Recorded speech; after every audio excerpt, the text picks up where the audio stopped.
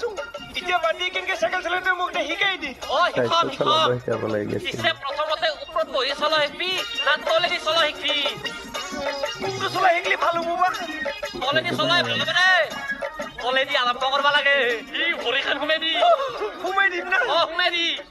ও তলতে এনেকে নহয় এনেকে নহয় এনেকে সোমাই দি হাতেদি সোমাই দি ইফালে মাজত ফুটাই দি সোমাই দি দে আগত দেখিন মাৰ পেডেল